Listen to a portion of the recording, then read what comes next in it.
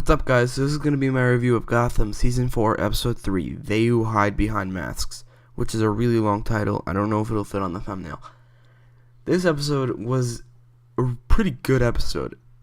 It was pretty funny, which is weird. Gotham's usually not funny. This episode was pretty funny.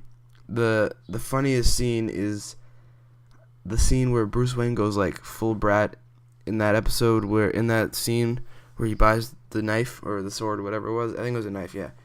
I really loved that scene. It was like straight out of like the comics, or maybe like Dark Knight movies, when Bruce Wayne became a playboy.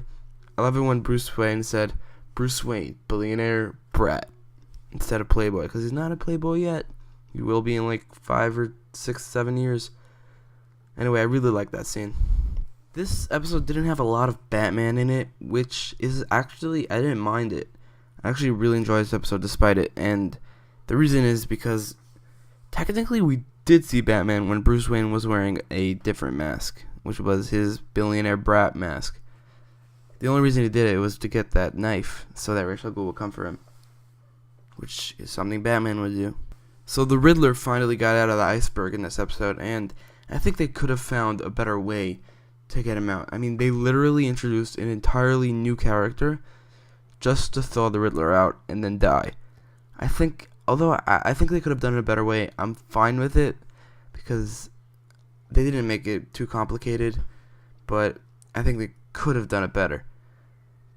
But I don't know why they made him like not be able to do riddles anymore. Probably just because they have to give him a new story.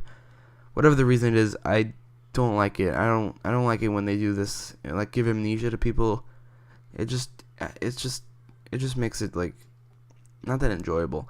But I did really like the scene where Riddler couldn't answer a simple riddle. It was fun. It was really funny. I actually laughed when he screamed "frog in a blender." It was pretty funny.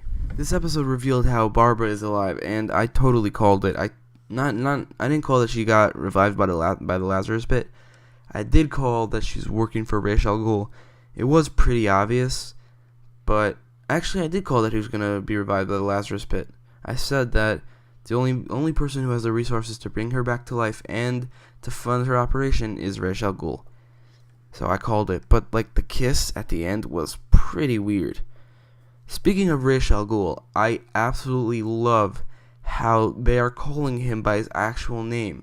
It's Ra's al Ghul, not Raz. I love it. They like in the Dark Knight trilogy, in the first movie, it was really, really annoying. They only called him Raz. On Arrow, it seems like half the characters call him Raz, half the characters call him Ra's. I hope they can continue this on Gotham, that they only call him Ra's. It's his real name. I like it so much better. I'm really looking forward to seeing more of Rochelle Ghoul. I think he could be an imposing and compelling villain. The whole story with Sophia Falcone wasn't bad. It was more in the background, which I think it's good.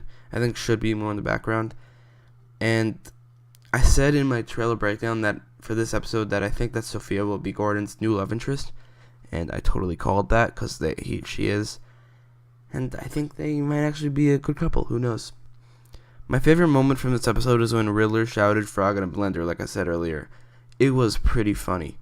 So overall, I really enjoyed this episode. I thought it was pretty funny. I really liked the Bruce Wayne moments. I thought the Riddler story was a little weird, but it's fine.